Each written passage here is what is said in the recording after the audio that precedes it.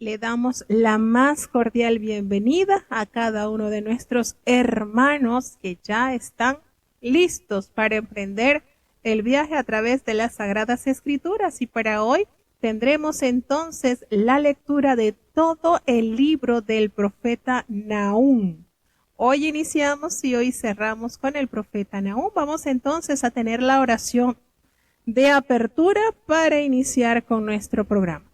Querido Padre Celestial, Dios de eterna bondad, de rica y de abundantes misericordias, delante de tu divina presencia estamos, Señor. Te adoramos y te exaltamos, porque solo tú eres digno de toda honra y de toda gloria. Señor, ¿a quién iremos? ¿A dónde iremos si solamente en ti hay palabras de vida eterna? Gracias por esta preciosa oportunidad que nos concedes una vez más. Perdona nuestros pecados, faltas y errores cometidos delante de ti, pues ante tu presencia no hay hombre que no peque. Pecamos en pensamientos, pecamos en palabras, pecamos en acciones, Señor. Considera nuestra humana fragilidad y ayúdanos cada día a cambiar, a vivir enteramente para ti, Señor. Que no viva nuestra humanidad, sino Cristo viva en cada uno de nosotros. Te damos gracias por cada uno de los países que ya están conectados para escuchar la lectura del libro del profeta Nahum, Señor. Gracias por los hermanos que están desde los Estados Unidos, desde Colombia, desde República Dominicana, desde Panamá, desde México, desde Chile, Señor. Que en ellos se pueda cumplir esa gloriosa promesa que se encuentra en tu palabra, porque como desciende de los cielos la lluvia y la nieve y no vuelve allá, sino que harta la tierra y la hace germinar y producir y da simiente al que siembra y pan al que come. Así será tu palabra que sale de tu boca, no volverá a ti vacía, antes hará lo que tú quieras y será prosperada en aquellos a quienes la has enviado, Señor. Gracias, oh Padre bueno, porque tú pones en nosotros el querer como el hacer, y necesitamos cada día hacer tu voluntad, y la única manera que tenemos para saber y conocer tu voluntad es tu santa y bendita palabra. Quédate con nosotros, Señor, sé nuestro principal maestro, que cada uno podamos tener nuestras mentes, corazones y manos para entender, amar y obedecer tu palabra. No nos abandones, Señor, te necesitamos. En el dulce nombre de Jesús, tu Hijo amado, te lo he suplicado todo. Amén. Bueno, vamos entonces a leer la introducción de este libro. Y bueno, este libro en particular me gusta porque recuerdo que fue la primera clase de la escuela sabática que a mí me asignaron, fue precisamente este libro del profeta Nahum. Tenía apenas 21 años, recién ungida, y ya pues podía darles clase de la escuela sabática a los adultos, porque la de los niños pues siempre he trabajado desde que me bauticé hasta la presente fecha. Trabajo con los niños de la escuela sabática, es algo que me gusta. Y bueno, fue la primera vez que me tocó dar la clase de los adultos, y estaban para ese entonces con los libros proféticos, y me tocó preparar la clase para el libro del profeta Nahum. Yo recuerdo que hice una cartulina así grande y la decoré, le coloqué figuras, claro, sin imágenes, para poder explicar cómo era esto, y me encantó muchísimo cuando comencé a estudiar un poco sobre la misión que Dios le encomendó a Nahum, y de verdad lo disfruté bastante, y desde allí, por supuesto, tengo cierta afinidad con este profeta, porque pues fue como que la antesala que me dieron. Bueno, vamos a estudiar sobre Nahum, y es lindo porque precisamente el profeta es enviado a dar ese mensaje que yo me imagino que así era como quería recibir el mensaje Jonás contra los ninivitas. ¿Y por qué les digo esto? Bueno, porque precisamente Nahum se le da el mensaje de la sentencia sobre esta nación, sobre Asiria. y nos damos cuenta cómo Dios es perdonador y es clemente. De eso no nos debe quedar la menor duda, pero también debemos recordar que Dios es juez justo y en nosotros debe existir esa constante en amarle y en obedecerle, pues si nos desviamos, triste será nuestro final. Entonces, nos damos cuenta que sí, efectivamente, cuando el pecador se arrepiente, el Señor en su amor y en su bondad acude a perdonarlo.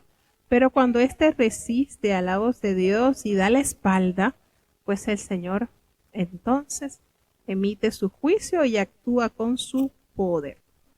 Bueno, el libro del profeta Nahum, cuyo autor, por supuesto, es el profeta Nahum, se piensa pues la fecha de su origen, de su escrito, data a los 612 años antes de Cristo. Y el tema principal que se toca acá es el juicio de Dios sobre la ciudad de Nínive. Se dan cuenta que yo creo que le hubiese encantado más a Jonás haber tenido el rol de Nahum. Pero bueno, Dios sabe cómo acomodar las cosas. Y por supuesto, lo que más se encierra acá, las palabras que más van a reteñir, es la palabra maldad, echado fuera. Heme aquí contra ti. El autor de este libro es el profeta Nahum, cuyo nombre significa consolación.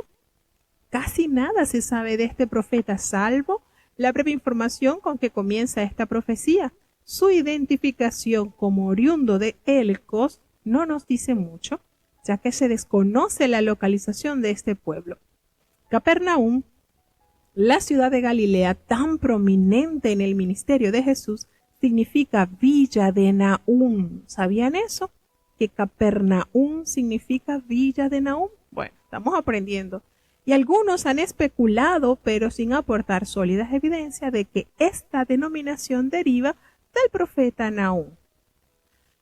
Él profetizó en Judá durante los reinados del malvado Manasés, Amós y Josías, Sofonías, Habacuc y Jeremías. Fíjense, estamos asociando los profetas que estuvieron contemporáneos con Nahum y precisamente los reyes del cual abarca su época de ministerio está trazado desde el malvado Manasés hasta Josías y es contemporáneo con los profetas Sofonías, Habacuc y Jeremías. Entonces nos damos cuenta que en el libro de Nahum, en el capítulo 3, versículos del 8 al 10, el profeta hace un recuento de la suerte corrida por la ciudad egipcia de Tebas, destruida en el 663 a.C. La caída de Nínive es el tema alrededor del cual gira todo el libro. Ocurrió precisamente en el año 612 a.C. La profecía de Nahum debe ser fechada entre estos dos acontecimientos, ya que el libro recoge lo pasado y se proyecta al futuro, y lo más probable es que este mensaje haya sido anunciado poco antes de la destrucción de Nínive, quizás cuando los enemigos de Asiria estaban organizando sus fuerzas para el ataque final. El reino de los asirios, hay que recordar, su capital era Nínive, y esta capital había sido muy próspera durante muchos siglos, antes de que el profeta Nahum apareciera en escena. Su territorio, que sufrió varios cambios a lo largo de los años con las conquistas y derrotas sufridas por sus gobernantes, se hallaba al norte de Babilonia entre los ríos Éufrates y Tigris, y se extendía incluso más allá de estos. Antiguos documentos dan testimonio de la crueldad ejercida por los asirios contra los pueblos que ellos conquistaban. Los reyes asirios se vanagloriaban de su barbarie y ellos celebraban los abusos y torturas de que hacían víctimas a las naciones que ellos invadían. En los años 721 antes de Cristo, los asirios conquistaron el reino septentrional de Israel. ¿Recordamos eso? Que fue las herramientas que Dios usó para castigar al pueblo, al reino del norte. Mientras ellos amenazaban seriamente a Judá. precisamente estaban vanagloriándose de su poder y estaban también amenazando al reino del sur. Solo que la intervención divina impidió la profanación de Jerusalén pocos años más tarde, y en el 701 a.C. Ahora, casi un siglo después, el imperio cuyas atrocidades hicieron temblar al mundo y que actuó como instrumento de Dios contra Israel pecador, contra un Israel pecador, estamos hablando del reino del norte, se balanceaban a borde del precipicio de la destrucción divina. Y la caída del imperio asirio, que culminó precisamente con la destrucción de su capital Nínive en el año 612 a.C., es el tema al que está dedicada la profecía del profeta Nahum. La catástrofe que está a punto de caer sobre el peor de los opresores de entonces constituía la única preocupación de Nahum. Consecuentemente, la profecía exhibe un estilo judicial, incorporando antiguos oráculos de juicio. El lenguaje es poético, fiero, y está lleno de imágenes, lo cual subraya lo intenso de la situación que se enfrenta Nahum. En tanto, el juicio de Asiria constituye el tema central de Nahum, y el libro es primordialmente un mensaje de consolación para el pueblo de Judá. Noticias de la destrucción del gran tirano traerían cierto alivio a un pueblo acosado por la ansiedad y el temor. El cautiverio político siempre fue un tema teológico para Israel porque esta era una de las maldiciones con que Dios castigaba la desobediencia, según recordamos en el libro de Deuteronomio capítulo 28. El ser liberados del terror de la dominación asiria vendría acompañado de una renovación y una confianza en el favor inmerecido de Dios. Las dos proclamas entrelazadas de condena y consolación están bien resumidas en el capítulo 1 del 7 al 9. Desafortunadamente, Judá no atendió a la advertencia que representó la caída de Asiria y el subsecuente ascenso de Babilonia. Se mantuvo una actitud de rebeldía moral, lo cual resultó en la caída ante Babilonia precisamente en el año 586 a.C. Recordemos entonces que el reino del norte cae subyugada ante el reino asirio en el año 722 a.C., 135 años adelante aproximadamente, cae el reino del sur por Babilonia. Pero Babilonia fue el que destruyó, el que derrocó a Asiria. Entonces esto va así como que efecto dominó, uno tumba al otro. Entonces Babilonia destruye, Asiria se lleva a Israel del norte, Babilonia invade Asiria y también Babilonia se lleva cautivo al reino del sur, que estaba compuesto por la tribu de Judá y Benjamín. Entonces, el libro de Nahum centra su atención en un solo tema, y esto es lindo. Por eso les digo que me gustó mucho este libro. Al principio uno como que, esto no entiendo mucho, pero esto sí, esto da consuelo al pueblo de Dios, porque el Señor todo lo tiene finamente archivado, guardadito, y en su justo momento entonces actúa a favor de su pueblo. Y es lindo conocer los proyectos de Dios revelados en su palabra.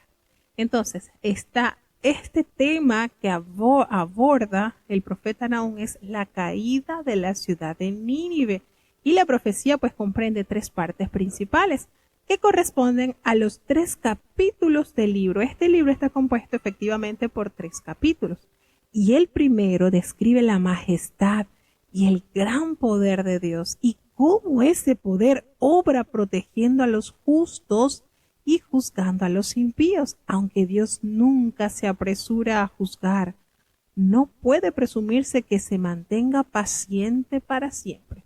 toda la tierra está en sus manos, y aún la naturaleza tiembla cuando Él aparece en la plenitud de su poder. Pero el Señor promete restaurar la paz, derrotar a los enemigos de su pueblo y remover las amenazas de una nueva aflicción. La predicción de la destrucción de Nínive constituye un mensaje de consolación para Judá sin duda alguna. Y la segunda parte del libro de la profecía describe la próxima destrucción de Nínive y serán varios los intentos de defender la ciudad contra los atacantes porque el Señor ha decretado su caída y el ascenso de Judá. La ciudad se inundará y todas las edificaciones construidas por los hombres serán barridas. Sus habitantes serán conducidos al cautiverio, en tanto que otros huirán aterrorizados. Sus tesoros también serán saqueados, se desvanecerá toda su fuerza y confianza. La majada de leones será desolada, porque he aquí contra ti, dice Jehová de los ejércitos. Y el tercer capítulo constituye la parte final del libro. El juicio de Dios puede parecer implacable, pero su condenación es justificada. Nínive fue una ciudad sanguinaria, una ciudad culpable de derramar la sangre inocente de otros pueblos, y era una ciudad conocida por el engaño, la falsedad, el robo y las atrocidades que cometía. Tales monstruosidades ofendían a Dios, así que su veredicto era inevitable. Tal como Tebas, ciudad egipcia que cayó pese a sus numerosos aliados y poderosas defensas, Nínive tampoco escapará del juicio divino. Todos los esfuerzos por sobrevivir serán inútiles. Dispersas sus tropas, muertos sus príncipes y perdidos por los montes sus habitantes, el juicio de Dios ha llegado y los pueblos que una vez fueron víctimas de Asiria celebran las noticias de su caída. Así que nos damos cuenta entonces cómo Nahum describe gráficamente lo serio que aparece el pecado ante los ojos de Dios, aunque hay que hacer mucha importancia, mucho hincapié en que su misericordia y su paciencia pueden hacer que posponga el juicio durante un tiempo. Dios anunciará inevitablemente el día en que hará que rendamos cuenta. Su juicio y su justicia son inseparables. Ningún poder humano o sobrehumano puede resistir su fuerza. Su dominio se extiende sobre todo lo que existe y se siente sobre el estrado como un juez que juzga tanto a los individuos como a las naciones. Entonces este libro nos llama a una seria reflexión y nos advierte contra el sutil pecado de creer que podemos vivir apartados de la voluntad de Dios y los caminos de Dios. Nos reprime por habernos considerado demasiado firmes y seguros en nuestra fe, porque Asiria, una vez instrumento de Dios, ahora es objeto de su ira. Las más temibles palabras que nadie pudo jamás escuchar son aquellas que Dios dirigió a Nínive. Heme aquí contra ti. Con tales presagios, reflexionar con seriedad nos conducirá de seguro a un arrepentimiento sincero. Abusar de otros constituye un pecado a los ojos de Dios, y Asiria construyó un gran imperio despojando y saqueando a otros. Los imperios nacionales o personales fundados en el engaño y la tiranía ofenden al Señor y serán juzgados por Él. Así que nos conviene una vida llena de piedad, pues esto nos conduce eventualmente al aislamiento, no solo de la gente, sino de Dios. Los demás, pues, se apartarán de nosotros y finalmente Dios se verá obligado a juzgarnos. Así que su juicio contra los pecadores queda eclipsado por su misericordia hacia los fieles. Existe esa evidencia clara de que Dios da consuelo al humilde, al devoto, al fiel. Sin embargo, extiende esa condenación sobre el orgulloso, sobre el arrogante y sobre el rebelde. ¿De qué lado entonces nosotros debemos estar? la verdad del juicio de Dios sobre el pecador, y el pecado debe mover a los creyentes a un nuevo esfuerzo evangelístico. Aquellos a quienes nos llevemos el mensaje, aquellos a quienes nosotros pues no les llevemos el mensaje del evangelio, puede que deba enfrentar la ira de Dios. Entonces, Nahum proclama el juicio de Dios sobre el pecado y el mal personificado en la impiedad de los asirios. Sin más preámbulo, ya vamos entonces a iniciar con el capítulo 1 del libro del profeta Nahum. Libro de Nahum, capítulo 1. Carga de Nínive. Libro de la visión de Nahum de Elcosh. Dios celoso y vengador es Jehová. Vengador es Jehová y Señor de ira. Jehová que se venga de sus adversarios y que guarda enojo para sus enemigos. Jehová es tardo para la ira y grande en poder, y no tendrá al culpado por inocente. Jehová marcha entre la tempestad y turbión, y las nubes son el polvo de sus pies. Él amenaza a la mar y la hace secar, y agota todos los ríos. Basán fue destruido, y el Carmelo, y la flor del Líbano fue destruida. Los montes tiemblan de él, y los collados se deslíen, y la tierra se abraza a su presencia, y el mundo, y todos los que en él habitan. ¿Quién permanecerá delante de su ira? ¿Y quién quedará en pie en el furor de su enojo? Su ira se derrama como fuego, y por él se hienden las peñas. Bueno es Jehová para fortaleza en el día de la angustia, y conoce a los que en él confían. Mas con inundación impetuosa hará consumación de su lugar, y tinieblas perseguirán a sus enemigos. ¿Qué pensáis contra Jehová? Él hará consumación. La tribulación no se levantará 2 veces, porque como espinas entretejidas, mientras se embriagarán los borrachos, serán consumidos como las estopas llenas de sequedad. De ti salió el que pensó mal contra Jehová, un consultor impío. Así ha dicho Jehová: aunque reposo tengan y sean tantos, así serán talados, y él pasará bien, que te he afligido, no más te afligiré.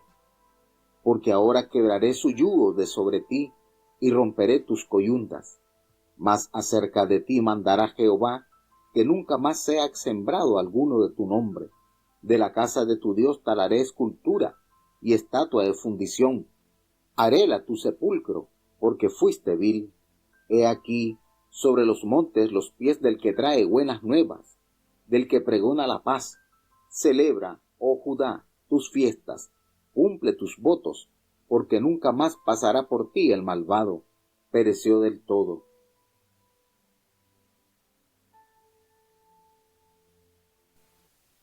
Pero como les había dicho al principio, pues este libro es importante, me gusta, pues. Y tiene una particularidad. En el primer versículo se halla que el mensaje de Nahum es la única profecía del Antiguo Testamento que se identifica como un libro. ¿Había notado eso? Cuando inicia el versículo 1, profecía sobre Nínive, libro de la visión de Nahum de Elcosh. Entonces, es la única profecía del Antiguo Testamento, pues, que se identifica como un libro, y Nínive, como representante de todo el imperio asirio, era una ciudad magnífica, por supuesto, localizada a la orilla oriental del río Tigris y lo que es conocido hoy en día como el moderno Irak, y fue fundada por Nimrod. ¿Recuerdan este hombre valiente que lo describe en el libro de Génesis, capítulo 10, del 8 al 11? Bueno, y ahí estaba rodeado de un muro de casi 12 kilómetros de circunferencia, y la ciudad llegó a tener aproximadamente unos 300,000 habitantes dentro del perímetro urbano. Aunque, fíjense, ya ustedes dirán, bueno, pero ¿cuándo fue esta profecía? Por supuesto, mucho después que el Señor envió el mensaje por boca del profeta Jonás y esta ciudad se arrepiente. Pero transcurren los años, la ciudad cae nuevamente en la maldad y en la desobediencia, y entonces esta vez irremisiblemente cae el castigo por su maldad. Entonces, nos damos cuenta en el versículo 2 y 3 que Jehová es el nombre del Dios del pacto, el celoso, pues demanda consagración total y absoluta a aquellos que llama para ser parte de su familia, de los hijos de Dios. Dios es un Dios celoso, y así lo describen los mandamientos del Señor. Es fuerte, celoso, que guarda las misericordias y el pacto entre la cuarta generación, y tiene misericordia en millares a los que le aman y guardan sus mandamientos. Fíjense cómo esto dos está totalmente aliado. Yo amo a Dios, pero guardas el pacto con Él, guardas sus mandamientos. Entonces esto no se puede desligar, el amor con la obediencia están totalmente adheridos. Entonces nos damos cuenta que el Señor tiene como propósito proteger y vindicar a su pueblo. Nahum se refiere a la separación de las aguas y a la liberación de Israel del cautiverio egipcio en el capítulo 14, cuando dice: Él amenaza al mar y lo hace secar y angosta todos los ríos. Esto haciendo recordatorio de la grandeza del poder que vio el pueblo de Jehová cuando era dirigido en el desierto. Aún el mar fue totalmente seco para que su pueblo pudiese en medio de él pasar. ¿Por qué? Recordemos la ocasión en que él hizo también secar al río Jordán para facilitar a Israel su entrada a Canaán, como lo revela el libro de Josué capítulo 3. Basán, el Carmelo y el Líbano eran áreas famosas por su fertilidad. Nos damos cuenta en el versículo 5 cuando habla sobre los montes tiemblan delante de él, hasta los grandes símbolos de fuerza y estabilidad. Los montes, los collados y la tierra tiemblan ante la presencia del Todopoderoso. Y como leíamos entonces en la parte de la introducción, en el primer capítulo, Nahum hace la introducción representando la grandeza, el poder, la magnificencia de nuestro amado Dios. Nos damos cuenta que Jehová dice: ¿quién hace esta pregunta? ¿Quién permanecerá delante de su ira? ¿Quién quedará en pie en el ardor de su enojo? Su ira se derrama como un fuego y por él se hienden las peñas. Como nos revela la palabra que el Señor es amor, pero también es fuego consumidor. ¿Quién podrá permanecer delante de su ira? Pues la respuesta a esta pregunta es obvia. Nadie puede permanecer en pie ante el ardor de su enojo, jamás. Nos damos cuenta la grandeza de su poder, así que inigualable es su ira, nadie la puede contener. Jehová es bueno, es fortaleza en el día de angustia y conoce, por supuesto, y esta es la grandeza y el consuelo, él conoce a todos los que en él confían. Qué belleza, ¿verdad? Nos damos cuenta que los asirios consideraban a Nínive como una fortaleza invulnerable. Además de sus poderosos muros, un sistema de canales, parapetos, fosos y guardias armados proveían una fuerte defensa. A pesar de la fortaleza de Nínive, el Señor es la verdadera fortaleza a todos aquellos que confían en él. Fíjense que los muros de Nínive eran tan enormes que 3 carros podían correr en las alturas de esos muros. Eran sumamente la extensión de los muros, la fortaleza que tenía esta ciudad. Y ellos se jactaban, por supuesto, de estas obras. Creían que eran imbatibles.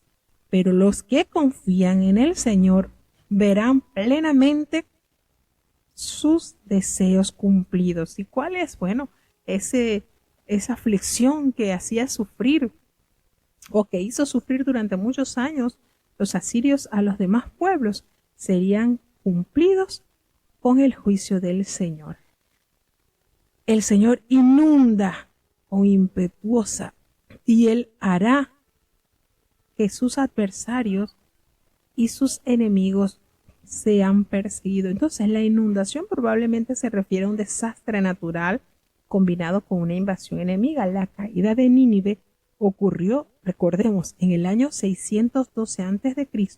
a manos de una coalición encabezada por medos y babilónicos. Entonces nos dice acá, ¿qué pensáis contra Jehová? El Señor no permitirá que Asiria derrote 2 veces a su pueblo contra el cual Israel había actuado como instrumento divino en el año 722. ¿Qué pensáis contra Jehová? Él hará consumación y no tomará venganza 2 veces de sus enemigos. El que imaginó mal, nos dice así que aunque sean ellos como espinos entretejidos y estén empapados de esa embriaguez, todos ellos serán consumidos como una hojarasca completamente seco, es decir, el fuego los hará ceniza. ¿Por qué? Porque el Señor es el que tiene el poder absoluto ante todas las naciones. Y le dice entonces el Señor a ese que imaginó mal, probablemente es una alusión a la conocida crueldad de los gobernantes asirios. Puede que se refiere a Semnaquerib, cuyo plan de atacar a Jerusalén en el año 701 se frustró. Recordamos cómo fueron vencidos con la asistencia solamente de un angelito. Imagínense, un ángel mató en una noche 185,000 soldados del ejército asirio. Ustedes se imaginan si el Señor hubiese enviado una legión con uno solo. Entonces, el último gran monarca asirio, que fue en el año 669-627, quien conquistó a Egipto y forzó al rey Manasés de Judá a sometérsele como un gobernante para volverse como un títere, nos damos cuenta entonces que los asirios eran sumamente numerosos guerreros y tenían sus aliados y tenían muchísimas victorias almacenadas en su historial para mantener el control, por supuesto, de su reino. Ellos no tomaron en consideración al Dios de Israel, quien antes los había utilizado como instrumentos para afligir a su propio pueblo. Ahora el Señor pues quebraría su yugo y los pondría a su dominación sobre Judá. Así que al igual que Dios utilizó también a los asirios en el pasado, ahora va a usar a los medos y a los babilónicos y a los escritas para cavar el sepulcro de Nínive, a los escitas, para cavar el sepulcro de Nínive, como nos dice el versículo 14 más. Acerca de ti mandará Jehová que no quede ni memoria de tu nombre en la casa de tu Dios. Destruiré escultura, estatua de fundición y allí mismo pondré tu sepulcro. ¿Por qué? Porque fuiste vil. Y dice entonces el último versículo, las alturas que rodean a Jerusalén, el mensaje es de liberación de la opresión enemiga, la cual pues permitiría al pueblo de Judá celebrar de nuevo sus fiestas y cumplir sus votos sin la amenaza del malvado. Nos damos cuenta en este hermoso versículo que está por supuesto relacionado con el del profeta Isaías. He aquí sobre los montes los pies del que trae buenas nuevas, del que anuncia la paz. Esa paz, esa plenitud, esa integridad, ese bienestar, esa seguridad, esa armonía, ese descanso. Recordemos que la ausencia de discordia o agitación nos lleva al profundo estar de la paz, por lo que representa mucho más que la ausencia de la guerra o conflicto. La paz es la plenitud que toda la humanidad busca y realmente Dios es el único que provee de paz al que confía en Él. Es necesario pues que haya ese regalo que el Señor da a cada uno de los que en Él confían. Bien, he aquí sobre los montes los pies de los que traen las buenas nuevas. Y cuando nosotros confiamos a plenitud en su palabra, eso nos llena de fe, de confianza, de seguridad. Y por supuesto, la paz nace en nuestros corazones al saber que Dios es el que dirige y guía cada tiempo que se está viviendo. Seguimos avanzando ya hacia el capítulo 2 del libro del profeta Nahum. Libro de Nahum, capítulo 2. Subió destruidor contra ti. Guarda la fortaleza, mira el camino. Fortifica los lomos, fortalece mucho la fuerza. Porque Jehová restituirá la gloria de Jacob como la gloria de Israel. Porque vaciadores los vaciaron y estropearon sus mugrones. El escudo de sus valientes será bermejo. Los varones de su ejército vestidos de grana. El carro como fuego de hachas. El día que se aparejará temblarán las hayas. Los carros se precipitarán a las plazas. Discurrirán por las calles. Su aspecto como hachas encendidas. Correrán como relámpagos. Acordaráse él de sus valientes. Andando tropezarán. Se apresurarán a su muro y la cubierta se aparejará. Las puertas de los ríos se abrirán y el palacio será destruido. Y la reina fue cautiva, mandarle han que suba, y sus criadas la llevarán gimiendo como palomas, batiendo sus pechos. Y fue Nínive de tiempo antiguo, como estanque de aguas, mas ellos huyen. Parad, parad, y ninguno mira. Saquead plata, saquead oro. No hay fin de las riquezas, y suntuosidad de todo ajuar de codicia.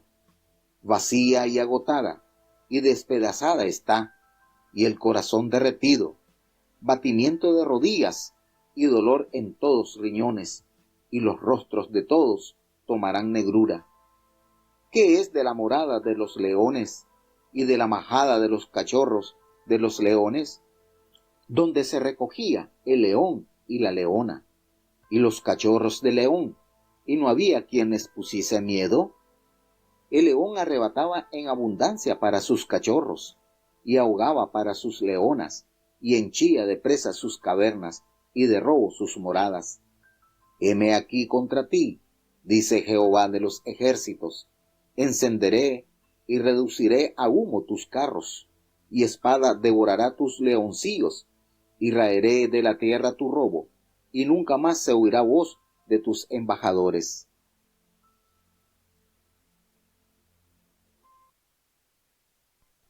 Bueno, y aquí entonces notamos cómo el Señor describe el juicio y la destrucción de esta imponente ciudad. Es como dice un dicho allí, mientras más gigante es tu enemigo, pues más grande va a ser la caída.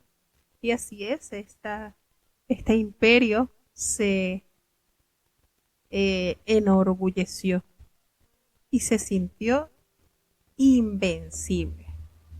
Pero como dice un refrán por allí, ¿verdad? A cada cochino le llega su sábado. Por ahí hay un refrán.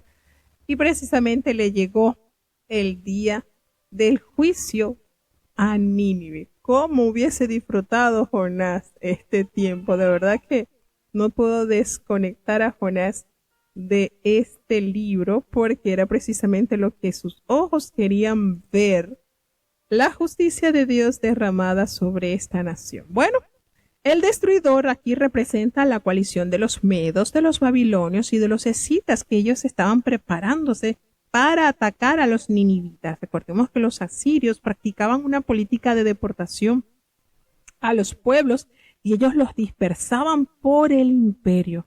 ¿Qué hacían? Bueno, ellos los despojaban de sus identidades nacionales y de toda continuidad histórica.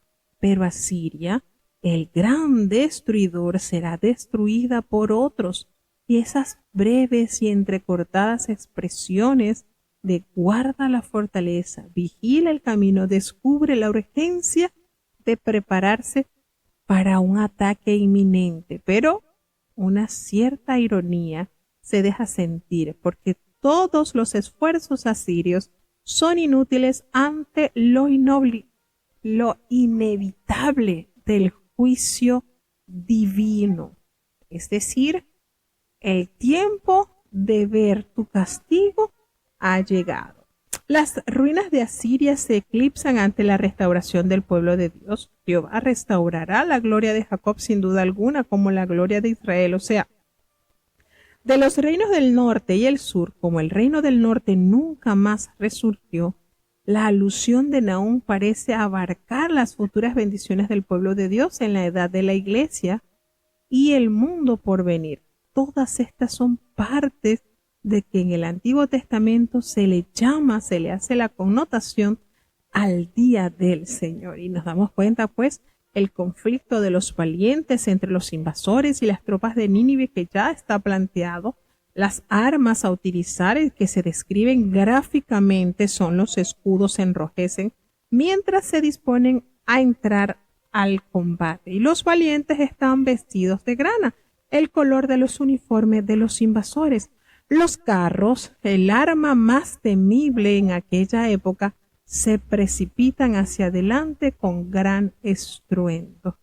Cuando nos hace referencia acá al rey de Asiria que inspecciona sus mejores tropas, pero aquellos esfuerzos serían vanos ante la destreza de los atacantes. En este punto, los invasores parecen que habían atravesado el primer foso de 50 metros de ancho que rodeaba a Nínive y colocaban rampas móviles contra una o más de las 15 puertas que daban acceso a la ciudad.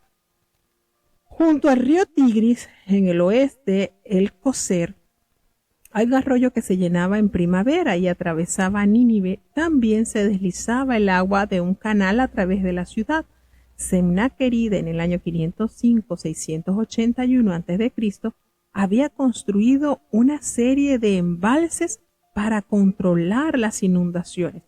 Parece que los invasores cerraron las puertas de los ríos para detener el flujo de las aguas y hacer más fácil su aproximación a Nínive. Entonces, súbitamente subieron las puertas y lanzaron la fuerza destructora del torrente sobre la ciudad. El palacio, pues probablemente edificado con ladrillos de lodo y paja, literalmente se disolvió. Nínive es sumida en la desgracia y en la humillación cuando dice, y la reina será cautiva, mandarán que suba y sus criadas las llevará gimiendo como palomas golpeando su pecho. Entonces, nos damos cuenta que Nínive fue alguna vez como un bello estanque de aguas con sus canales bien diseñados, pero ahora Dios la ha dejado secar. Esas fuentes antiguas atestiguan el enorme botín sacado de Nínive. Y hay un giro irónico, Nahum evoca la figura de un león para burlarse de la caída de Nínive. Y el león era el símbolo de la nación. Y los monarcas asirios a veces se llamaban a sí mismos rey de las bestias. ¿Se dan cuenta con qué jactancia y con qué arrogancia estaba cimentada esta nación? Entonces, la caída de Nínive es un acto de retribución divina. Fuentes antiguas y excavaciones modernas confirman que porciones de la ciudad fueron quemadas.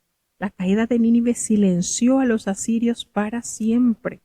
De esa manera, Dios entonces cumple su promesa. Imagínense esa expresión del gran yo soy. Heme aquí contra ti. ¿Quién puede levantarse? ¿Quién puede estar de pie ante la ira del Señor? Ante el juicio y ante su poder. Absolutamente nadie. Ninguna fuerza humana o espiritual pueden mantenerse en pie ante el juicio y la venganza de Dios. Y esto pues es una manera de entender que Dios ama al que se arrepiente, pero también castiga con un juicio perfecto a aquellos que persisten en hacer lo malo, como sucedió pues con esta nación. Así como te hicieron, te harán, dice el Señor. Así que, ¿qué le queda a Nínive? Lamentarse. Seguimos avanzando hacia el capítulo 3. Libro de Nahum, capítulo 3. Ay de la ciudad de sangres, toda llena de mentira y de rapiña, sin apartarse de ella el pillaje. Sonido de látigo y estruendo de movimiento de ruedas, y caballo atropellador y carro saltador, caballero en yesto y resplandor de espada, y resplandor de lanza, y multitud de muertos, y multitud de cadáveres, y de sus cadáveres no habrá fin, y en sus cadáveres tropezarán, a causa de la multitud de las fornicaciones de la ramera, de hermosa gala, maestra de brujerías, que vende las gentes con sus fornicaciones, y los pueblos con sus hechizos. Heme aquí contra ti, dice Jehová de los ejércitos, y descubriré tus faldas en tu cara, y mostraré a las gentes tu desnudez, y a los reinos tu vergüenza. Y echaré sobre ti suciedades, y te afrentaré, y te pondré como estiércol. Y será que todos los que te vieren se apartarán de ti, y dirán, Nínive es asolada. ¿Quién se compadecerá de ella? ¿Dónde te buscaré consoladores? ¿Eres tú mejor que Amón, que estaba asentada entre ríos, cercada de aguas, cuyo baluarte era la mar, y del mar su muralla? Etiopía era su fortaleza, y Egipto sin límite. Put y Libia fueron en tu ayuda. También ella fue llevada en cautiverio. También sus chiquitos fueron estrellados en las encrucijadas de todas las calles, y sobre sus varones echaron suertes, y todos sus magnates fueron aprisionados con grillos. Tú también serás embriagada, serás encerrada.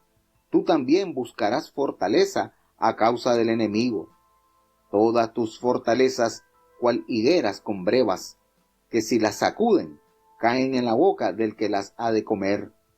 He aquí, tu pueblo será como mujeres en medio de ti. Las puertas de tu tierra se abrirán de par en par a tus enemigos. Fuego consumirá tus barras. Provéete de agua para el cerco.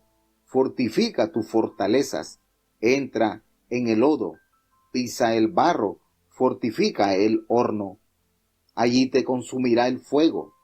Te talará la espada. Te devorará como pulgón. Multiplícate como langosta. Multiplícate como langosta. Multiplicaste tus mercaderes más que las estrellas del cielo. El pulgón hizo presa y voló. Tus príncipes serán como langostas, y tus grandes como langostas de langostas que se sientan en vallados en día de frío. Salido el sol se mudan, y no se conoce el lugar donde estuvieron. Durmieron tus pastores, oh rey de Asiria. Reposaron tus valientes. Tu pueblo se derramó por los montes, y no hay quien lo junte. No hay cura para tu quebradura. Tu herida se encrudeció. Todos los que oyeron tu fama batirán las manos sobre ti, porque ¿sobre quién no pasó continuamente tu malicia? Llegamos ya al capítulo 3 de este libro, y es precisamente nombrado así como libro de las visiones que el Señor le mostró a Nahum para la sentencia de los ninivitas. ¡Ay de ti, ciudad sanguinaria! Ay, hermanos, cuando se pronuncia este ay por parte de Jehová, es que hay que ponerse serio en el asunto.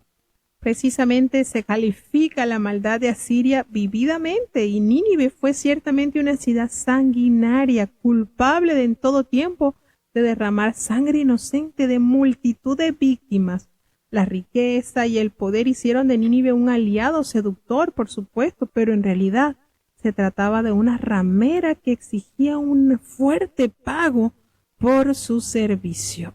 Fíjense cómo a Dios no se le escapa ningún detalle. Nínive recibe el castigo de una prostituta y una adúltera, exposición y condena pública. así como lo relata el libro del profeta Ezequiel, que describe similar juicio sobre Jerusalén. Eso lo encontramos en Ezequiel capítulo 16. Y Amós, en el versículo 8, ¿eres tú mejor que Tebas, que estaba sentada junto al Nilo, rodeado de aguas, cuyo baluarte era el mar y el agua por muro? Amón era el supremo dios de Egipto. Tebas significa ciudad de Amón, y estaban ubicados en el curso superior del Nilo, alrededor de los 560 kilómetros al sur del Cairo moderno, y fue el centro del imperio egipcio durante más de 1400 años, hasta que Asiria lo conquistó en el año 663 a.C. y estaba rodeada de canales y templos sagrados como Nínive, y se vanagloriaba de aliados como Fut y Libia, y la grandeza de Tebas era algo legendario. Nahum la menciona acá como un recordatorio de que aún los más grandes caen.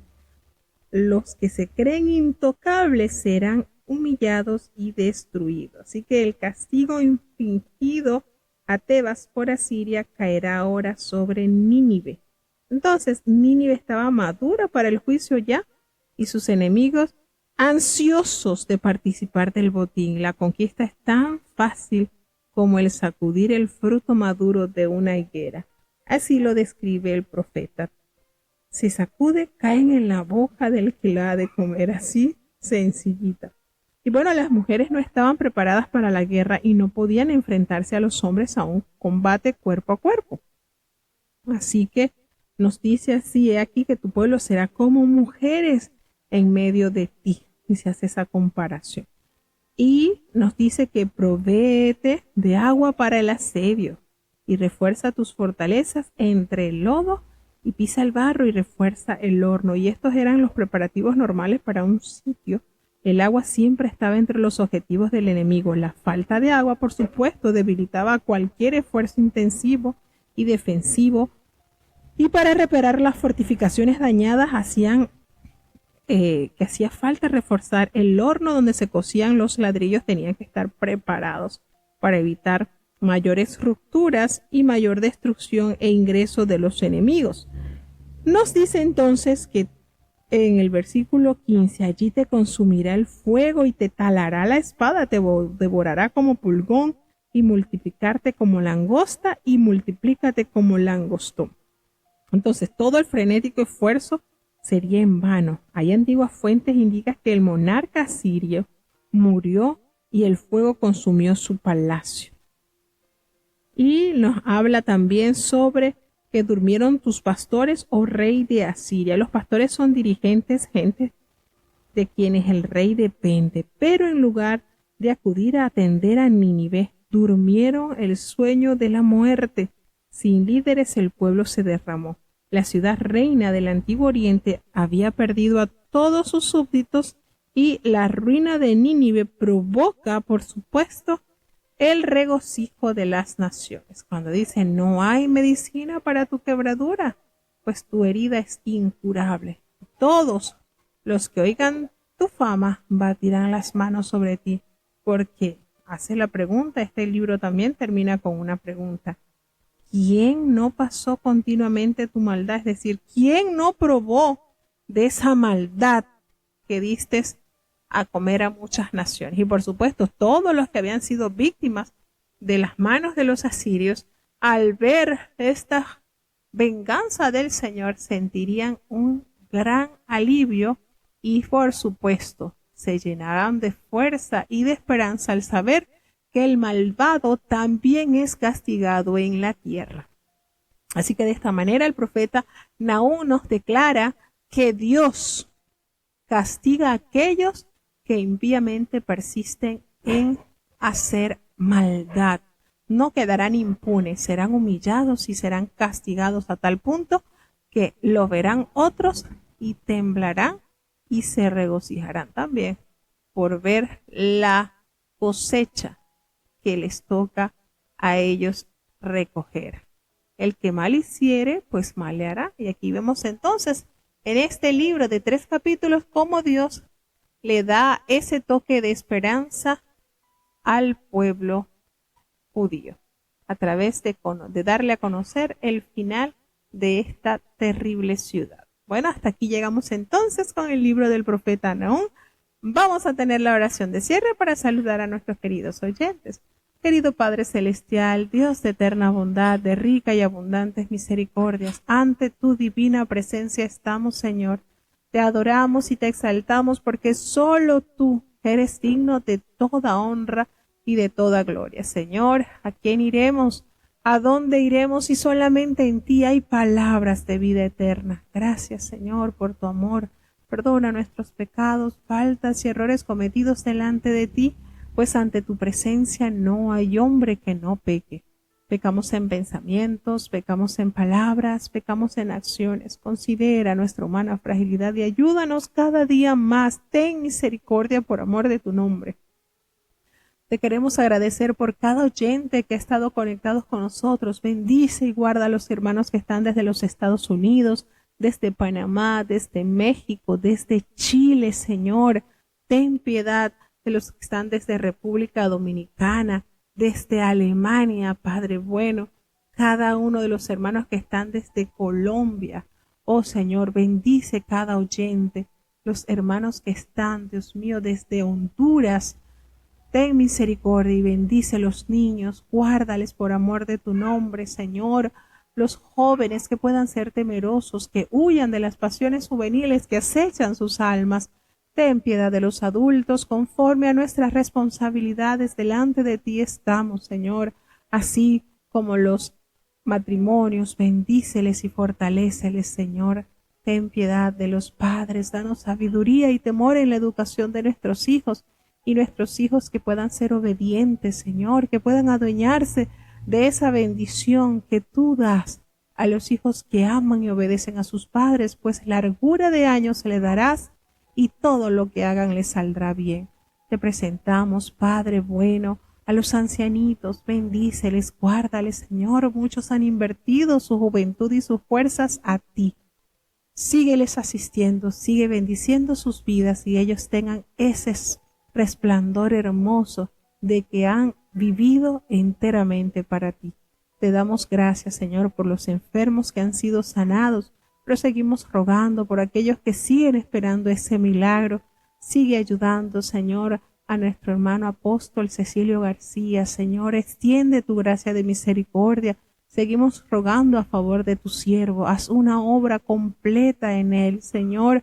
Para ti no hay nada imposible. Los hermanos que tienen cáncer, te presentamos a Nathan, a Natanael, a Lauri, Señor. Ten piedad, Señor. Hay muchos, Padre, que están sufriendo por enfermedades que no tienen solución, quizás para la ciencia, pero para ti no hay nada imposible, Señor. Tú no defraudas a aquellos que confiados en ti te miran y confían que tú tienes todo poder en el cielo y en la tierra, y a quien tú quieres sanar, sanas y das vida, Señor. Ten misericordia, Padre, de Alan, de José Elías, Padre, y todos cuantos están pidiendo sanidad por ti, Señor, porque tú eres nuestro sanador y tú eres el que sanas todas nuestras dolencias, Señor. En ti esperamos y en ti confiamos, Señor. No nos abandones, Padre bueno, te necesitamos. En el dulce nombre de Jesús te lo he pedido todo. Amén. Y ahora te pedimos, Señor, que el bendito amor de Dios, la gracia y la paz de nuestro Señor y Salvador Jesucristo, la compañía y comunión de tu Espíritu Santo, quien es nuestro gran consolador, sea con cada uno de tus hijos, nos guarde desde ahora y para siempre. Amén.